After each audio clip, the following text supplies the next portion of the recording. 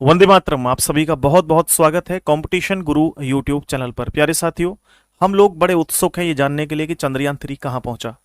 क्या ये मून की सरफेस पर पहुंच चुका है या अभी नहीं पहुंचा। ये सारी जानकारी इस वीडियो में हम जानने वाले हैं।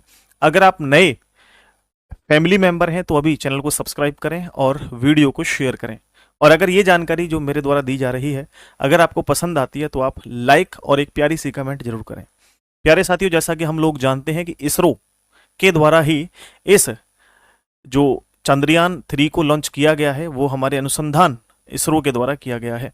प्यारे साथियों, हम लोग बात करते हैं सबसे पहले कि चंद्रयान 3 को कब लॉन्च किया गया था। तो ये डेट इतिहास की मुख्य इंपोर्टेंट तारीख है, डेट है दोस्तों। ये है 14 जुलाई 2023। 2:35 का समय था जब पृथ्वी से इसको लॉन्च किया गया था चंद्रयान 3 को। मेरे प्यारे साथियों, ये आपका सतीश धवन अंतरिक्ष केंद्र है श्री हरिकोटा आंध्र प्रदेश में। वहां से ये जो है लॉन्च किया गया था। श्री हरिकोटा में ही रिसर्च सेंटर है इसरो का, यानी हम लोग कह सकते हैं इसरो का प्रक्षेपण केंद्र है। दोस्तों ये लॉन्च किया गया था कब, तो ये डेट आपको ध्यान रखनी है, आने वाले एग्जाम में भी आपको हेल्प करेगी और हमें बेसिक जानकारी के लिए भी डेट को याद रखना है। 14 जुलाई 2023 2:35 पे इसको लॉन्च किया गया था। इसके बाद अगर हम बात करें मेरे प्यारे साथियों, जब इसको पृथ्वी से लॉन्च किया जा रहा था तब इसकी जो स्टार्टिंग स्पीड थी वो 1627 किलोमीटर पर आवर थी। यानी कि पहले 45 किलोमीटर की अगर चर्चा करें तो 108 सेकंड में ये 45 किलोमीटर पहुंच गया था। बोला सर इतनी कम स्पीड थी, इससे ज्यादा तो जो जेट होते हैं हमारे उसकी स्पीड रहती है 2000, 2500, 2300। नहीं, ये स्टार्टिंग स्पीड थी इसकी। लेकिन जब स्पीड धीरे धीरे बढ़ती चली गई तो इसकी 6437 किलोमीटर तक स्पीड हुई। इसके बाद देन जब इसको 62 किलोमीटर की ऊंचाई तक ले जाया गया तब इसका बूस्टर रॉकेट अलग हो गया। बोला बूस्टर रॉकेट कौन सा होता है? बूस्टर रॉकेट होता है जो ये साइड में आपको दिखाई दे रहा है ना, बूस्टर रॉकेट है दोनों। ये बूस्टर रॉकेट बिल्कुल अलग हट जाते हैं, इनके अंदर आग जलती रहती है जो ऊपर ले जाने में मदद करते हैं। जैसे जैसे ग्रेविटी कम होती चली जाती है ऊपर, उतना ही आसान होता है आगे उड़ना। तो दोस्तों ये दोनों जो है आपके अलग हो जाते हैं 62 किलोमीटर की ऊंचाई पे जाकर के। आफ्टर जो स्पीड होती है वो होती है आप लोगों की यहाँ पर ध्यान रखना 7000 किलोमीटर पर आवर ये स्पीड हो जाती है। यानी कि अब 7000 किलोमीटर स्पीड अपने आप में बहुत ज्यादा स्पीड होती है, इससे भी बढ़कर के आगे बढ़ती रहेगी। इसके बाद जैसे ही इन दोनों के दोनों इंजनों को अलग किया गया या रॉकेटों को अलग किया गया, इसके बाद स्टार्ट होता है लिक्विड इंजन। ये लिक्विड इंजन भी अलग हुआ क्योंकि ये स्टार्ट हो चुका था इन दोनों को हटने के बाद। फिर लिक्विड स्टार्ट होता है, लिक्विड इंजन मैं 3D मैप के माध्यम से समझाऊंगा लिक्विड इंजन कहाँ होता है या ये आपके कहाँ पर होते हैं ये बूस्टर इंजन, इनके बारे में चर्चा करेंगे।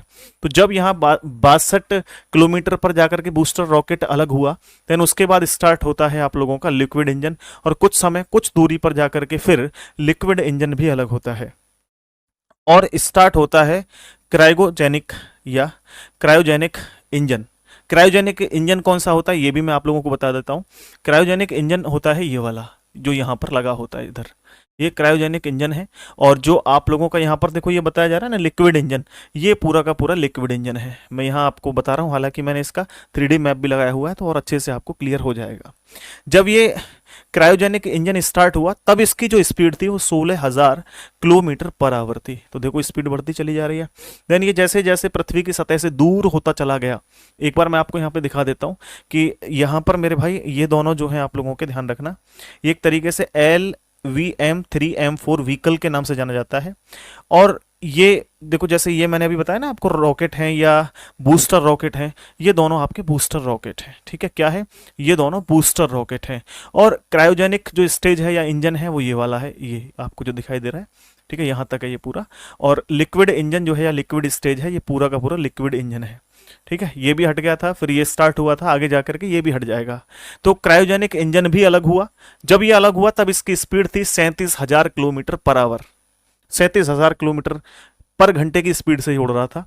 और जब ये पृथ्वी के चक्कर इस तरीके से, जब ये इसके अराउंड या हम कह सकते हैं पृथ्वी की जो कक्षा है उसमें जब ये घूम रहा था तब इसकी जो स्पीड थी इन सभी टास्क के बाद में 36,900 किलोमीटर से लेकर के 40,000 किलोमीटर से भी अधिक प्रति घंटे की स्पीड थी और यह पृथ्वी की कक्षा में घूम रहा था। लेकिन अब क्या होता है, देखो जब ये सबसे नजदीक था पृथ्वी की कक्षा में तब इसकी स्पीड स्लो थी। जैसे दूसरी कक्षा में पहुंचा स्पीड और तेज हुई, तीसरी कक्षा में पहुंचने पर स्पीड और तेज हुई, लगातार स्पीड इंक्रीज होती चली गई। और ये अब जो वो समय था वो था जब ये पृथ्वी की सतह से अलग हटेगा और पृथ्वी के ऑर्बिट से हट करके ये मूव करेगा कहाँ, चंद्रमा की ओर। बिल्कुल इसका जो लैंडिंग वगैरह है वो सॉफ्ट होनी चाहिए, अच्छे से होनी चाहिए, तो इतिहास में हमारे भारत का नाम एकदम लिखा जाएगा मेरे भाई, और हम लोगों को बहुत खुशी मिलेगी इस बात में। चलो इसके बाद हम लोग आगे बढ़ते हैं। अब ये पूरा जो है आप लोगों का ये ऑर्बिटर है। बोला ऑर्बिटर क्या होता है जी?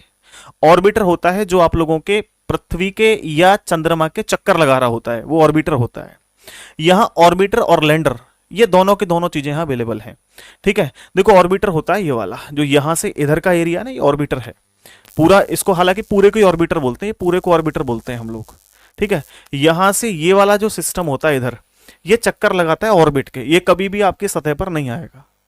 चाहे ये चक्कर लगाए पृथ्वी के, चाहे ये चक्कर लगाए चंद्रमा के, ये उसके ऑर्बिट में या उसकी कक्षा में चक्कर लगाता है, कभी ये लैंड नहीं करता है जमीन पर।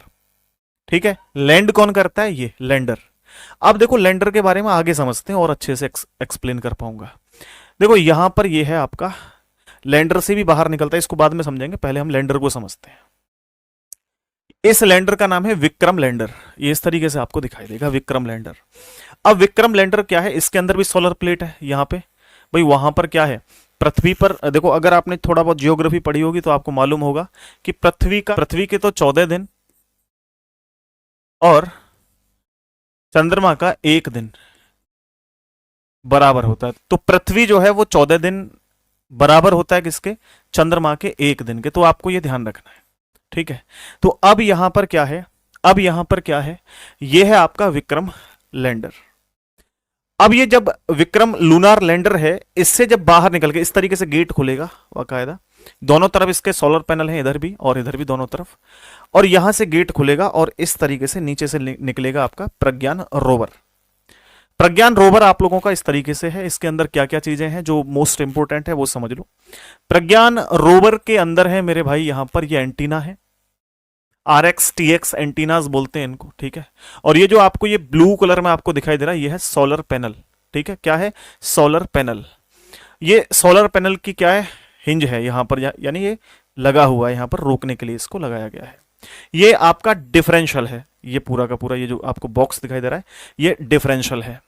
इसके बाद सबसे महत्वपूर्ण चीज इसके अंदर है नेव कैमरास, जो यहां हम कह सकते हैं इसकी पूरी तस्वीर देंगे ये चंद्रमा की। ये 2 कैमरा लगे हुए हैं, बहुत हाई डेफिनेशन कैमरा है। ऐसे कैमरा नहीं जो हमारे मोबाइल के होते हैं, ये एकदम एक्सरा की तरह एक्सरे करते हैं। ठीक है, और बहुत हाई डेफिनेशन के कैमरा हैं। ये पूरा इसका चेस यानी एक तरीके से उसका जो बॉक्स होता है पूरी गाड़ी का या किसी का भी, वो है।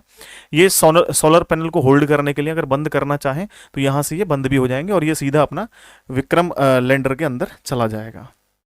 देन इसके बाद बहुत सारी चीजें हैं यहां पर, जो है व्हील ड्राइव असेंबली है ये। अच्छा, इनके अंदर ना इतना अच्छा खासियत है कि जैसे हम लोग ना थार लेकर के खुश होते हैं कि ये आपका जो है ऑफ रोडिंग गाड़ी है, ये थार से भी बड़ी गाड़ी है।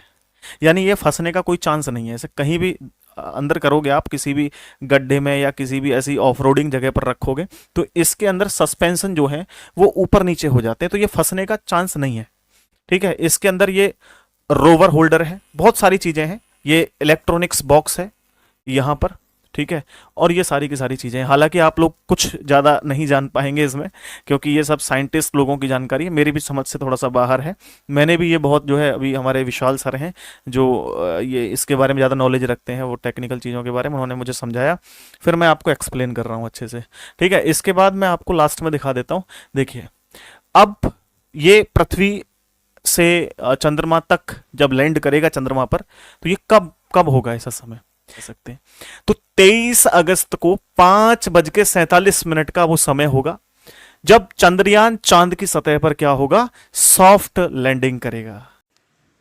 तो मेरे भाई बस शाम तक का और इंतजार है, तो एक बार हाथ जोड़ो और भगवान से प्रार्थना करो कि इसकी सॉफ्ट लैंडिंग हो, एकदम अच्छे से लैंडिंग हो और भारत का नाम एक बार फिर से इतिहास में लिखा जाए। और इसरो की जो मेहनत है दिन रात, उन साइंटिस्ट लोगों की, वैज्ञानिकों की जो मेहनत है वो सफल हो। मैं भी भगवान से प्रार्थना करता हूँ, आप भी करिए। और अगर वीडियो आपको अच्छी लगी हो तो वीडियो, और इस वीडियो पर एक प्यारी सी कमेंट जरूर देके जाइएगा, मेरा दिल खुश हो जाएगा अगर आप प्यारी सी कमेंट करेंगे तो। और ऐसी ही वीडियो लगातार आपकी नॉलेज के लिए मैं देता रहूँगा। बहुत बहुत धन्यवाद आप सभी का। आशीर्वाद, खुश रहिए, दुरुस्त रहिए। नमस्ते, राम राम।